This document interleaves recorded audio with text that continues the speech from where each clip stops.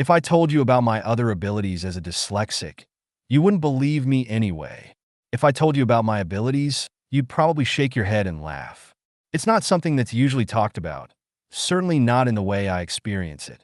You see, being dyslexic isn't just about struggling with words. For me, it's like my brain is constantly rewiring itself, rearranging the puzzle pieces of the world in a way that most people can't even imagine. This narrative is sponsored by Polly Speaks For You.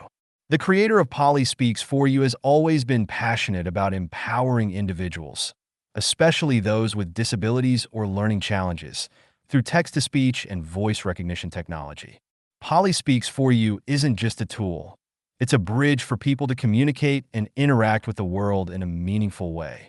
By blending historical storytelling with cutting-edge tech, the creator showcases how powerful a voice can be, whether telling your own story or preserving history. So hit that like, share, and subscribe button and help this channel grow. Now back to the video. I often get asked, what's it like being dyslexic? And while most people picture someone with trouble reading or writing, for me, it's so much more. Words twist, bend, and dance on the page, but that's only half of it. The other half is how my mind compensates, how it takes these challenges and turns them into something almost magical. I might read a word and have it look completely different from how you see it. But that's where the magic happens. Because my brain doesn't just stop at the word on the page. It jumps to images, to feelings, to connections that others wouldn't even think to make. I see patterns where there shouldn't be any, and sometimes that leads to incredible insights. I might not remember a word, but I'll remember the feeling I had when I first read it, or I'll connect it to something completely unrelated that sparks a whole new idea. People don't expect that.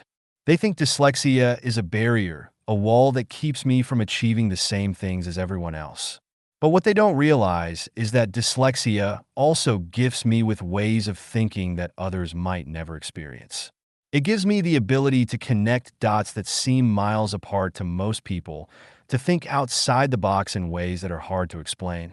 It's as if my mind is a giant map where paths crisscross and overlap, and I'm the only one who can see how to navigate it. Sometimes I can find solutions to problems that others overlook, simply because my brain is always looking at things from different angles, even when I don't consciously try to. Take my ability to visualize things, for instance. When I read something, I don't just understand the words. I see the entire scene unfolding in front of me. I can walk through that scene in my mind, feel the texture of the objects, hear the sounds, even smell the air. It's like I'm living in two worlds at once, one made of words and the other made of vivid, immersive experience. It's not just a passive form of imagination, it's active. I can feel the emotions of a character before the page even tells me what they're feeling. I can walk beside them, go beyond the surface of the story, and discover hidden layers. It's as if I'm reading between the lines, noticing things most people would miss. And when it comes to creativity, there's no end to what I can do. Sometimes it feels like I'm tapping into a higher realm of thought, pulling ideas from the ether, putting them together in ways that seem impossible. In my world, there are no rules. There's only possibility. It's the same with problem solving. If you ask me to solve a puzzle or find a solution to a tough situation, I don't always follow the conventional path. I jump from idea to idea, testing them out in my mind like a game of mental hopscotch. The trick is I'm not just trying to solve the problem. I'm experimenting with new ways to think about it. I push past the obvious answer and find something unexpected, something that works in a way no one else would think to try. I don't see problems the way most people do. To me, every challenge is just an invitation to create. But here's the catch. If I told you about these abilities, you probably wouldn't believe me. Not because they aren't real, but because the way my brain works isn't something that fits into the neat little boxes people expect. It's not a simple story of struggle and triumph over dyslexia. It's about embracing a whole different way of seeing, thinking, and being. Sometimes I catch people's eyes when I'm deep in thought, working through a problem or creating something new, and they look at me like I'm from another world. But they can't see what I see. The beauty is in the messiness. The struggle is what makes the clarity feel so sweet when it comes. And when it comes, It feels like the world is finally aligned in a way I can understand. People often wonder why I don't mind the chaos of my thoughts, or why I don't try to fix the way I see things. But the truth is, I don't think of it as a problem. The dyslexia isn't a flaw. It's a different lens through which I view the world. If my brain were like everyone else's, I would never see the possibilities I see now. I wouldn't be able to think the way I do, making connections others miss, discovering solutions no one else can find.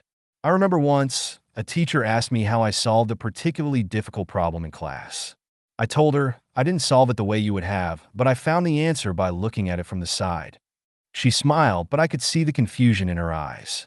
She couldn't understand. And that's okay. I've learned that not everyone has to understand my process. Not everyone has to see the world through my lens. But sometimes it's like I have this secret superpower that helps me navigate the world differently. And I wouldn't trade it for anything. So, yes, my brain is a little chaotic. It's a labyrinth of contradictions and surprises. And the way I see and understand the world is far from conventional. But it's also the source of everything that makes me who I am. If I told you about my abilities, you wouldn't believe me. But maybe that's the point. It's not about convincing you or fitting into your expectations. It's about embracing the uniqueness of my own journey.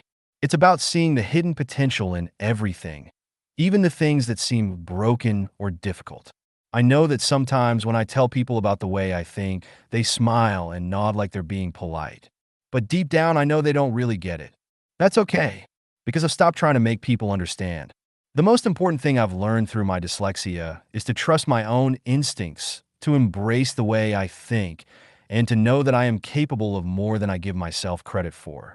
Next time you meet someone who struggles with reading or writing, don't just think of it as a limitation. Think of it as a doorway to a world of untapped potential, one that may be just as bewildering as it is extraordinary. Because if I told you about my other abilities as a dyslexic, you wouldn't believe me anyway. But maybe that's exactly what makes them so powerful. If you've enjoyed this video, don't forget to like, share, and subscribe.